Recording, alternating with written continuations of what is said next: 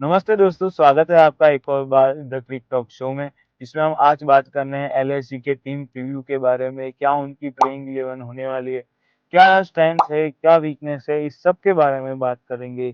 तो चलिए शुरू करते हैं।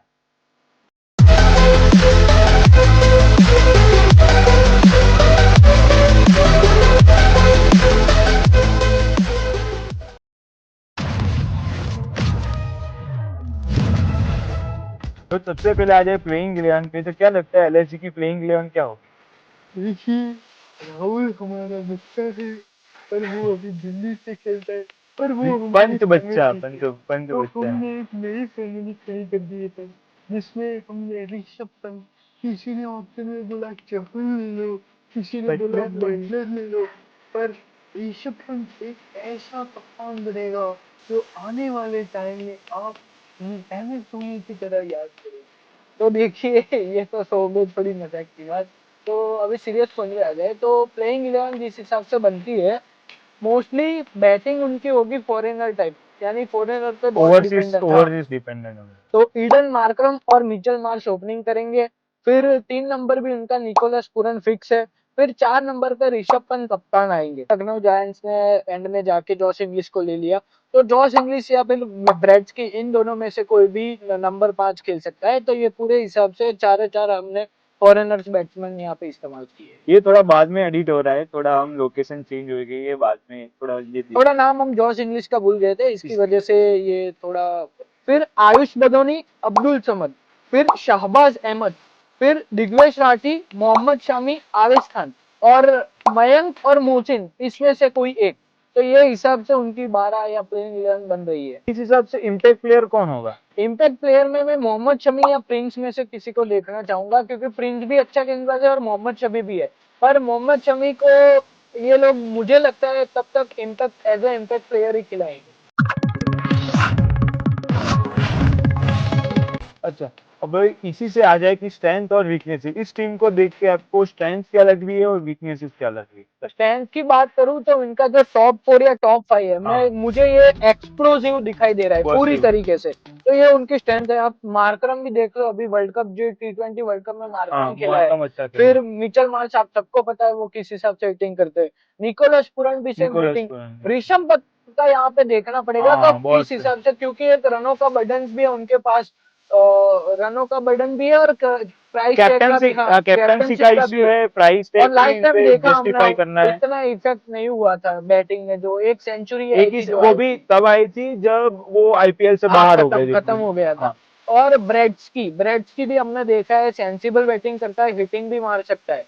तो ये उनकी ओवरऑल स्ट्रेंथ रहेगी। और वीकनेस की जहां तक मैं बात करूं, तो ये बहुत ही ओवर ज्यादा डिपेंड। डिपेंडेंट है अपने फॉरेनर्स पे। हाँ, उनके पास बैट्समैन मिडल स्पेशली। ऑर्डर में कोई भी ऐसा बल्लेबाज नहीं है जो ट्राइड एंड टेस्टेड है। आप आयुष बदोनी देख लो, अब्दुल समद देख लो, शाहबाज अहमद एक अच्छा है प्लेयर उनके आयुष पास। बदूनी भी ठीक है, हाँ ठीक है, पर लेकिन उतना एक्सप्लोसिव मतलब फिनिशर टाइप का फिनिशर बिल्कुल नहीं है सही उनके बात है, पास। बिल्कुल सही बात। और आयुष बदोनी का क्या है, इस बार उनको परफॉर्मेंस देके अपने आप को प्रूव करना होगा, क्योंकि इंडिया तक ऑलमोस्ट आ गए हाँ, थे वो, ऑलमोस्ट ऑलमोस्ट हमने पहुंच गए। न्यूजीलैंड वाली सीरीज में देखा कि वो वॉशिंगटन सुंदर की रिप्लेसमेंट में आ गए बिल्कुल थे। सही बात है। तो अच्छा परफॉर्म करेंगे तो चांस बन सकता है कि वो प्लेइंग 11 में जगह भी पा जाएंगे। बिल्कुल सही बात है। तो ये थोड़ी मिडल ऑर्डर में जो इन एक्सपीरियंस या फिर इंडियन कोर जो है, वो कहीं ना कहीं मुझे मिसिंग लग रहा है, उतना इम्पैक्ट नहीं दिखाई दे रहा है। फिनिशर्स और मतलब हाँ, कम है। फिनिशर्स भी कम है। बॉलिंग में भी आप बात करें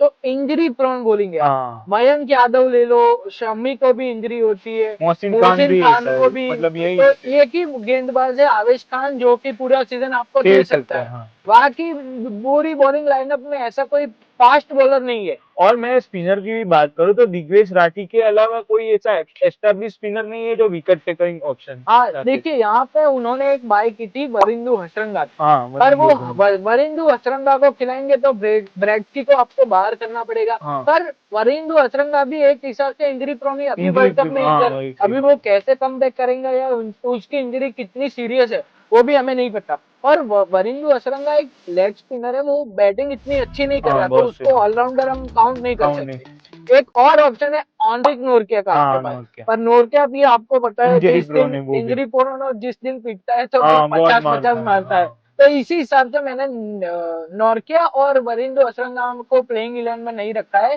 तो यही प्लेइंग 11 बेस्ट बनती है, और वीकनेस यही है कि टॉप ऑर्डर आपका अच्छा है, मिडल ऑर्डर और लोअर ऑर्डर में कहीं ना कहीं दिक्कत आ सकती है, और पेस बॉलिंग लाइनअप जो आपकी है वो बहुत ही सारी इंजरी प्रोन है। अच्छा, इस पे एक और क्वेश्चन है मेरा कि ऋषभ पंत किस नंबर पे बैटिंग कर रहे हैं, क्योंकि लास्ट टाइम हमने देखा कि इनके नंबर बहुत ऊपर नीचे हुए। कभी एक टाइम पे वो ओपन करने आ गए थे, कभी 3 पे आ गए, कभी एकदम एक मैच मुझे याद है कि वो बैटिंग करने ही नहीं आए। बिल्कुल सही बात है। देखो, ऋषभ पंत जिस तरीके से आईपीएल 2025 में खेला है, बहुत वो साल उनको भुलाना होगा, एक नए सही बात। हिसाब से स्टार्ट करना होगा। अभी भी आपने देखा युवराज सिंह के साथ वो हाँ काफी युवराज सिंह के साथ काफी क्या। टाइम बिता के आए। तो एक प्राइस का जो बर्डन है वो भूल जाओ। ऋषभ पंत, आप T20 में बहुत पीछे हो, अभी इंडिया की T20 में बहुत पीछे हो, तो उस पर काम करना पड़ेगा।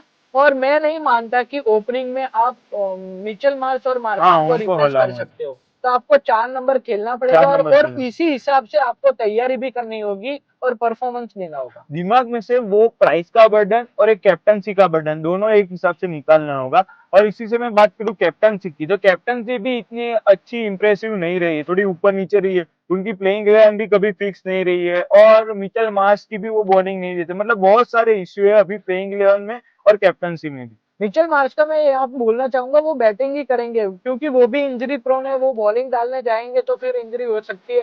वो लिस्ट एलएसजी नहीं ले सकती। और कप्तानी की बात है तो मैं थोड़े बोल्ड डिसीजन ऋषभ पंत के साथ हाँ देखना हाँ चाहूंगा, क्योंकि वो इसीलिए जाने जाते हैं।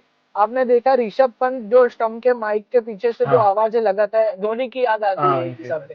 तो वो थोड़ा धोनी का जो रिफ्लेक्शन है वो यहाँ पे लेकिन दिखना उनको चाहिए। थोड़ा मैच्योरिटी लानी पड़ेगी। वो थोड़ा बच्चे जैसा है, मतलब उनका दिमाग भी थोड़ा वैसे चल रहा है। वो उतने अच्छा, मतलब कैप्टनसी मुझे उतनी इंप्रेसिव नहीं लगी अभी तक। लेकिन उनके कैंप में शायद वो कोचिस और ये स्टाफ भी उनका चेंज हो गया है, ऐसे आप टॉम बता मूडी रहे भी हैं। आए, फिर लांस क्लूजनर भी आए। तो ये थोड़ा देखना पड़ेगा, अभी कोचिंग स्टाफ बदला है तो फिर इस हिसाब से बॉन्डिंग भी एक तो प्लेयर के साथ बनानी पड़ेगी, नया कप्तान नया कोच, तो इस हिसाब से रहेगा। और कप्तानी की बात करूं तो यहाँ तक में मुझे दिल्ली की मैच याद है जहाँ पे आशुतोष ने आके फिर हाँ वो हाँ मैच हाँ पूरी वन हाँ साइडेड कर वन दी थी साइडेड कर लास्ट लिया। फिनिश में।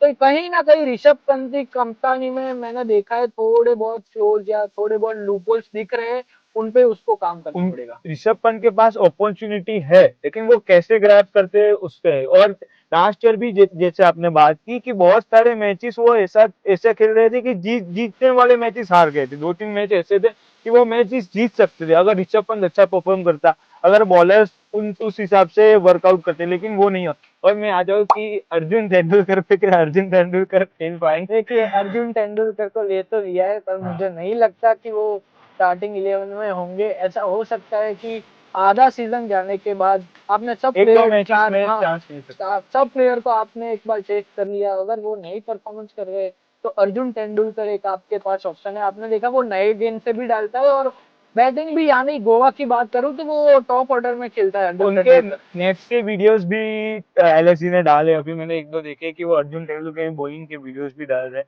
अच्छा, इसी पे मैं आ जाऊँ कि क्या लगता है कि ये टीम क्वालिफाई कर पाएगी कि नहीं, क्या चांसेस है मतलब क्वालिफिकेशन? क्वालिफिकेशन का तो मुझे मुश्किल लग रहा है फिलहाल, क्योंकि आप देखें कि पहले तो उनको अपनी गेंदबाजी सेट करनी पड़ेगी। हाँ टॉप ऑर्डर उनका अच्छा है, पर गेंदबाजी में किसको खिलाओगे, किस पेसर को? बहुत मोहसिन सही। खान को खिलाओगे, फिर शामी को खिलाओगे, मयंक नोरकिया यादव को है। खिलाओगे, मयंक यादव को खिलाओगे, प्रिंस को खिलाओगे। तो ये थोड़ा उनको देखना पड़ेगा कि वो कॉम्बिनेशन किस हिसाब से कॉम्बिनेशन बिठाते हैं। बिठाना पड़ेगा, क्योंकि बॉलिंग ऑलमोस्ट पूरी चेंज हो गई। क्योंकि लास्ट ईयर भी उनकी बॉलिंग आधी से ज्यादा, मतलब इंजरी प्रोन थी। इंजरी इलेवन ही बोल सकते हैं कि इस बिल्कुल हिसाब सही से बात था। है। तो मुझे नहीं लगता कि ये टीम क्वालिफाई कर जाएगी। एक ही चांसेस ऐसा बनता है कि उनके जो बल्लेबाज हाँ है, स्पेशली मार्च, मार्करम और निकोलस पूरन, निकोलस ये पूरन पे पर ज्यादा डिपेंडेंट, डिपेंडेंट रहेगी। तो क्योंकि वो आधे अगर से चल ज्यादा जाए, रन लास्ट लास्ट सीजन में आधे से ज्यादा रन निकोलस निकोलस पूरन पूरन नहीं और बनाए थे। मिचेल मार्श इन दोनों ने बने थे। मुझे भी ऐसा ही लगता है। देखिए कि मैं फिर भी 50-50 दे रहा हूँ। अगर वो उनके कैप्टनसी चल जाए स्पेशली, और नया जो कोचिंग स्टाफ है वो सही से बैठा ले, सही से प्लेइंग 11 बना ले, तो हो सकता है कि कुछ चमत्कार हो जाए। और चौथे या पांचवें नंबर तक भी मतलब उस टाइम पे लड़ाई कर सकती है ये टीम। ताकि आप हमें बताइए कि आपको क्या लगता है, आपकी एलएसजी की प्लेइंग 11 क्या होगी? और अगर आपको ये वीडियो पसंद आया है तो वीडियो को लाइक करिए, चैनल को सब्सक्राइब करिए और दिवांश मिलते हैं आपको नेक्स्ट नेक्स्ट वीडियो वीडियो में। में।